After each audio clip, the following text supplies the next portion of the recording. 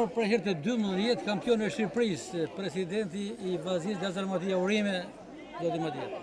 Faleminderit Gac. Faleminderit tanë ju që keni ardhur dhe keni mbështetur ekipin edhe në Tiranë. Këtë finale patjetër është një gëzim sepse është mundi i madh gjatë një vitit,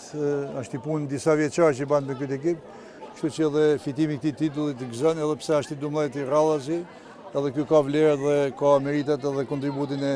shumë njerëzve brenda. Është një titull që ne realisht e kishim në objektivin e fillim sezonit, një titull që mendoj ishte plotësisht i merituar, sepse gjatë gjithë sezonit ekipi tregoi një nivel të lartë, udhëhoqi gjatë gjithë kohës kampionatit, ishte në krye të klasifikimit, edhe në Final Four, ekipi tregoi vlerat e veta, eliminoi ekipin e Fier, një nga rival kryesorë, dhe sot u ndeshëm me ekipin e Partizanit. Mendoj ishte një ekip surprizë, sepse ishte menduar që të ishte përballë Vllaznisë, Gramshi ose Fieri, kështu që ishte një ekip surprizë dhe mendoj që ishte ekip rival edhe në këtë finale. Në sezone ndryshme, kundërshtar të ndryshëm, por askush nuk po ndalë Vllaznin. Ke një mesazh për ata që ndoshta duan ta ndalin sportin shkodrane?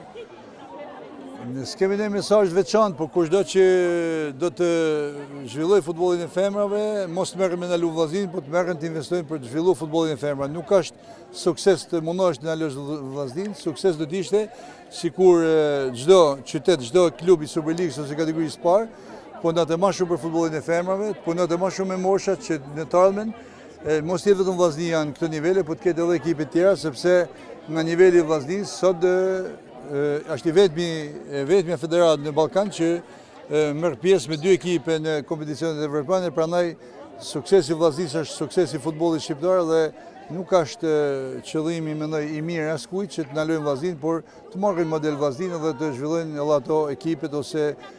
klubet e veta ku ato mund të zhvillojnë futbollin e vajzave. Një pyetje që në fakt u lakua dhe gjatë ndeshjes, një finale Vllaznia dhe Partizani dhe finala luhet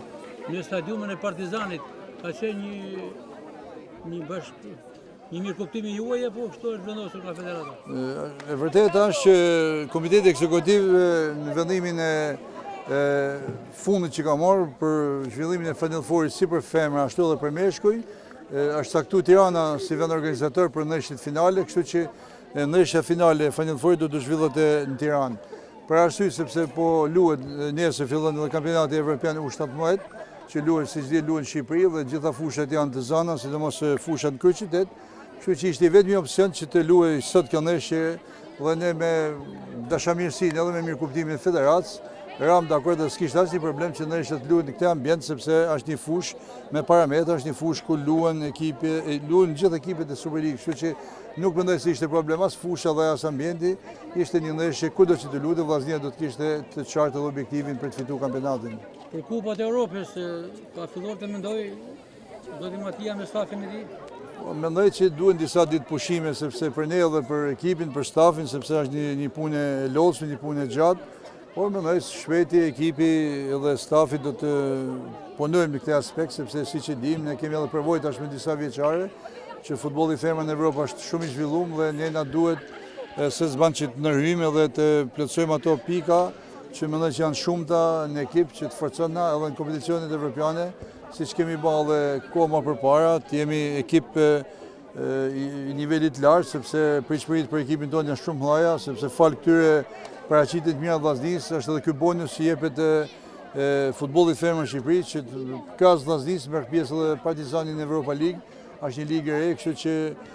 sa më shumë që të shkojnë ekipi shqiptar në Evropë dhe aq më shumë do të ketë edhe ekipi shqiptar në futbollit femrave në kompeticionet evropiane. Një e dielët 18 maj 2025 e suksesshme për Kuqërblut. 2 kupa, 2 trofe, 2 titull kampion shkojnë në Shkodër sonte. Fillimisht u fitua nga Vllaznia Futsal dhe tashmë edhe nga Vllaznia Femrave. Po më vjen keq që s'isha prezent sepse edhe orari që u lut ndeshja e futsallit ishte pak para fillimit të ndeshjes tonë, do të kisha dëshirë të isha në atë finale. Mendoj që Shkodra, kudo që ka sport, ka Shkodran, kudo që ka Shkodran ka edhe titull, ka edhe kampion, kështu që nuk është e papritur ajo edhe për ekipin e futsallit, dhe duhet i uroj me që isha prezent edhe aty për fitimin e titullit parë të futsallit, sepse edhe ato do marrin pjesë në kompeticione të Champions League, kështu që mendoj Shkodra nuk e ka si fitimin e trofeve, ashtu siç e ka edhe ekipi jonë, kështu që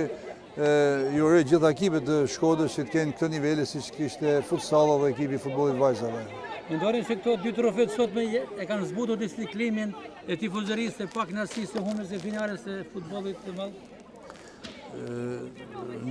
Ne, në thënë vërtetën, jemi gjithë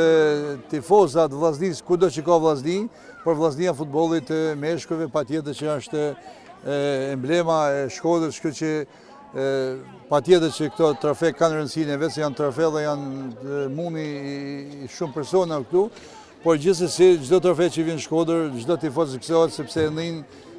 çfarë do sporti që të jetë, as më tepër për futbolli i femrave në Shkodër njihet, por gjithsesi vllaznia nuk ka zgënjur realisht, edhe pse nuk arriti të fitoj titullin kampion, sepse i tillë është edhe kampionati shqiptar, por gjithsesi mbetet vllaznia aty, se në fundi vendi i dytë nuk është edhe pa lavdi për qytetin tonë, për vllazninë. Faleminderit, suksese. Faleminderit për jush.